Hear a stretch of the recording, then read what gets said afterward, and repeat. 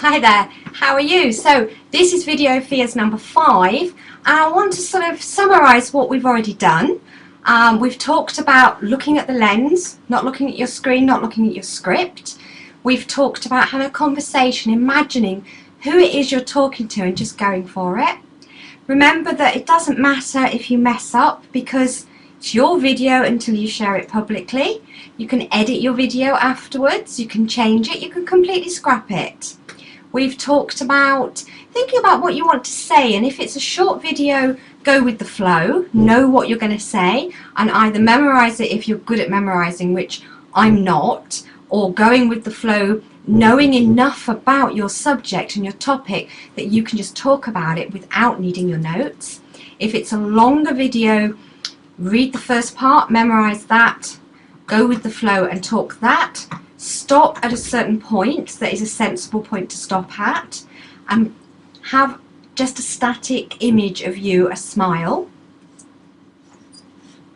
Take a few seconds, read your script, start again with the same pose, so the same smile or the same static image, so that when you've finished you can actually cut the video, edit out the bit where you're reading your script and put a transition in to make it more interesting as well. So all of those bits are really great ways of just getting the confidence to just do it. And I hope that you've really enjoyed those. And what I would say now is actually think about the content. Before you create a video, what do you actually want to get across? What is your goal for that video? Is it a video where you're helping people and you're teaching something, in which case the goal is to be clear, concise, and teach what you want to teach, so that the people at the end of the video have learnt what you wanted them to learn? Is it a video that is actually encouraging people to click a button, a call to action? So maybe it's a video that you're going to put on a page where you have your opt-in form for people to sign up to your newsletter list, in which case your goal for your video is click that button over there, or click that button over there, or click, if you're on Facebook, click like, or pop your details in the form underneath.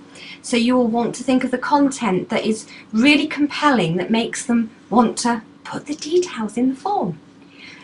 It could be that it's part of a sales video, so it's going to be longer and you actually want people to buy something. Now, the content of a sales video and the actual content and how you formulate things like that, we need to go into more depth with, which is what I do in the M&M group.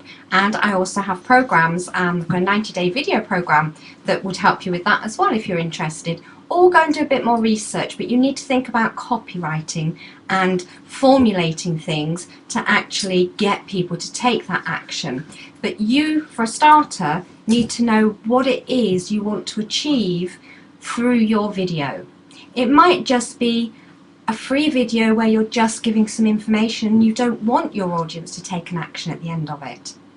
But you have to know whether you do or not to make sure you get all of the components in place. So I hope you've enjoyed this really short, informative video fears series, and I'll see you in the next videos.